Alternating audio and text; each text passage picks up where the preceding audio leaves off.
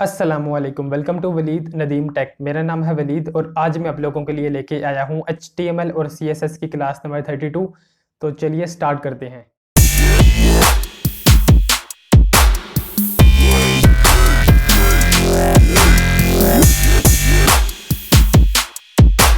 Welcome back. आज की class में हम लोग एलिमेंट सिलेक्टर को डिस्कस करेंगे।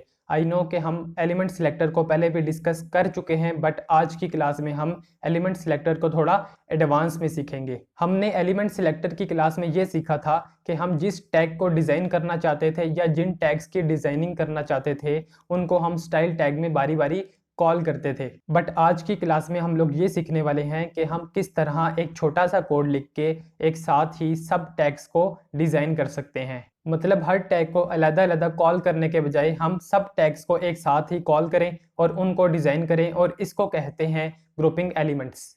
क्लास को एंड तक पूरा ज़रूर देखिएगा ताकि आप लोगों को हर एक स्टेप अच्छे तरीके से समझ में आ जाए। तो चलिए प्रैक्टिकल स्टार्ट करते हैं। तो सबसे पहले मैं HTML डॉक्यूमेंट को क्रिएट कर लेता हूँ। उसके लिए सबसे पहले मैं HTML का टैग ओपन करूँगा। HTML के टैग के बाद मैं यहाँ पर बॉडी के टैग ओपन करूँगा। बॉडी के टैग के बाद मैं यहाँ पर बॉडी के टैग को क्लोज़ कर लेता हूँ और सबसे लास्ट पे मैं HTML के टैग को क्लोज़ कर लेता हूँ। सो फ्रेंड्स, अभी मैं बॉडी के टैग के बाद यहाँ से नेक्स्ट लाइन में जाऊँगा और नेक्स्ट लाइन में जाने के बाद मैं हेडिंग 1 टैग को ओपन कर लेता हूँ और इसमें मैं हेडिंग दे देता हूँ, फॉर एग्ज़ाम्पल कंट्री नेम्स। और ये हेडिंग देने के बाद मैं यहाँ पर हेडिंग 1 टैग को क्लोज़ कर लेता हूँ और नेक्स्ट लाइन में जाऊँगा और नेक्स्ट लाइन में जाने के बाद मैं हेडिंग 2 टैग को ओपन कर लेता हूँ और इसमें मैं हेडिंग दे देता हूँ, फॉर एग्ज़ाम्पल पाकिस्तान। और ये हेडिंग देने के बाद मैं यहाँ पर हेडिंग 2 टैग को क्लोज़ कर लेता हूँ और फिर से नेक्स्ट लाइन में जाऊँगा और नेक्स्ट लाइन में जाने के बाद मैं पैराग्राफ टैग को ओपन कर लेता हूँ और इसमें मैं कंटेंट लिखता हूँ, फॉर एग्ज़ाम्पल इंग्लैंड। और ये लिखने के बाद मैं यहाँ पर पी टैग को, मतलब पैराग्राफ टैग को क्लोज कर लेता हूँ और अभी मैं इस कोड को सेव कर लेता हूँ और फिर हम इसका आउटपुट चेक करेंगे। तो मैं फाइल में जाऊँगा, फाइल में जाने के बाद मैं सेव पे प्रेस करूँगा और मैं इसको डी ड्राइव में सेव कर देता हूँ और यहाँ पर मैं इस फाइल को नाम दे देता हूँ, फॉर एग्ज़ाम्पल क्लास 32 का, और .txt की एक्सटेंशन को रिमूव करके मैं इसको .html में कन्वर्ट करके सेव कर देता हूँ। और अभी हम चलते हैं डी ड्राइव में और देखते हैं कि हमें वेब ब्राउज़र में क्या आउटपुट शो होता है। यहाँ पर मैंने डी ड्राइव को भी ओपन कर लिया है और आप लोग देख सकते हैं कि मेरे पास क्लास 32.html की फ़ाइल सेव हो चुकी है। अभी मैं इसको ओपन कर लेता हूँ और ओपन करने के बाद यहाँ पर आप लोग देख सकते हैं कि हमारा जो आउटपुट है वो ये है कि हमारे पास ये है हेडिंग 1 टैग का आउटपुट, और ये है हमारे पास हेडिंग 2 टैग का आउटपुट, और ये है हमारे पास पैराग्राफ टैग का आउटपुट। और अभी मैं अपने वेब ब्राउज़र को थोड़ा सा जूम इन कर लेता हूँ ताकि अच्छे तरीके से क्लियर होता रहे। यहाँ से मैंने इसको जूम इन कर लिया है और अब मैं आप लोगों को ये बताऊंगा कि किस तरह से हम एलिमेंट सिलेक्टर को यूज़ करते हुए एक ही कोड से सारे के सारे टैग्स को डिज़ाइन कर सकते हैं। तो उसके लिए मैं यहाँ से नोटपैड को ओपन कर लेता हूँ और नोटपैड को ओपन करने के बाद मैं सबसे पहले इंटरनल CSS का जो कोड है वो लिख लेता हूँ। मैं HTML के टैग के बाद यहाँ पर हेड टैग को ओपन कर लेता हूँ और नेक्स्ट लाइन में जाऊँगा और यहाँ पर मैं स्टाइल टैग को ओपन कर लेता हूँ और नेक्स्ट लाइन में जाऊँगा और यहाँ पर मैं स्टाइल टैग को क्लोज़ कर लेता हूँ और फिर से नेक्स्ट लाइन में जाऊँगा और यहाँ पर मैं हेड टैग को क्लोज़ कर लेता हूँ। और अब मैं H1 टैग को, H2 टैग को और P टैग को एक साथ ही स्टाइल टैग के अंदर कॉल करूँगा और इसको कहते हैं ग्रुपिंग एलिमेंट्स।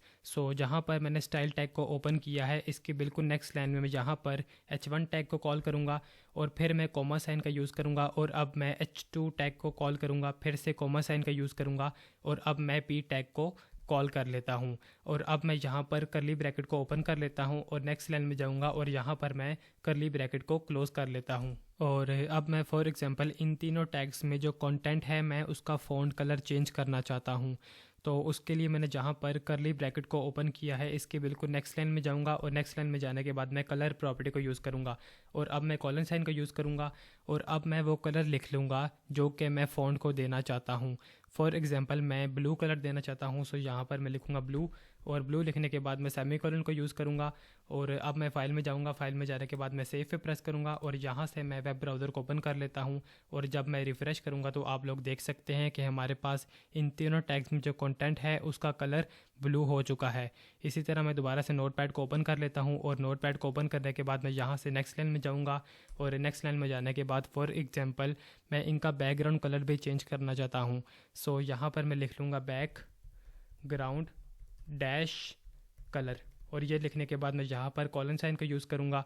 और अब मैं जो बैकग्राउंड में कलर है वो रखना चाहता हूँ फॉर एग्जांपल येलो। सो यहाँ पर मैं लिख लेता हूँ येलो, और येलो लिखने के बाद मैं सेमीकोलन का यूज़ करूँगा। और अब मैं फिर से फ़ाइल में जाऊँगा, फ़ाइल में जाने के बाद मैं सेव पे प्रेस करूँगा। और जब मैं वेब ब्राउज़र को ओपन करूँगा और रिफ़्रेश करूँगा तो यहाँ पर आप लोग देख सकते हैं कि इनका जो बैकग्राउंड कलर है वो भी येलो हो चुका है। सो मैं यहाँ से दोबारा से नोटपैड को ओपन कर लेता हूँ और नोटपैड को ओपन करने के बाद मैं नेक्स्ट लाइन में जाऊँगा। और नेक्स्ट लाइन में आने के बाद मैं फॉर एग्जांपल जो कंटेंट अभी हमें वेब पेज पे शो हो रहा है मैं उसको वेब पेज के सेंटर में लेके आना चाहता हूँ।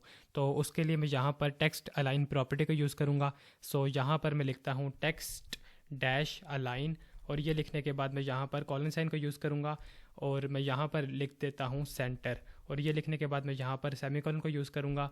और अब मैं फ़ाइल में जाऊँगा, फ़ाइल में जाने के बाद मैं यहाँ पर सेव पे प्रेस करूँगा। और जब मैं वेब ब्राउज़र को ओपन करूँगा और रिफ़्रेश करूँगा तो यहाँ पर आप लोग देख सकते हैं कि हमारे पास जो कंटेंट था वो वेब ब्राउज़र के सेंटर में भी आ चुका है। सो फ्रेंड्स, ये थी हमारी आज की क्लास और ये है आज की क्लास का पूरा कोड। उम्मीद करता हूँ कि आप लोगों को आज की क्लास समझ में आ गई होगी और जो ग्रुपिंग एलिमेंट्स का कॉन्सेप्ट है वो भी बिल्कुल क्लियर हो चुका होगा। बट अगर फिर भी कोई क्वेश्चन हुआ तो मुझसे कमेंट्स में लाजमी पूछिएगा। और वीडियो पसंद आई है तो वीडियो को लाइक ज़रूर कीजिएगा। चैनल को सब्सक्राइब नहीं किया तो चैनल को सब्सक्राइब कर लें और साथ वाले बेल की आइकन पर लाजमी प्रेस कीजिएगा ताकि आपको हर आने वाली न्यू वीडियो की अपडेट मिलती रहे। और अब हम मिलेंगे किसी और वीडियो में न्यू इन्फॉर्मेशन के साथ, तब तक के लिए अपना ख्याल रखिएगा। अल्लाह हाफिज़।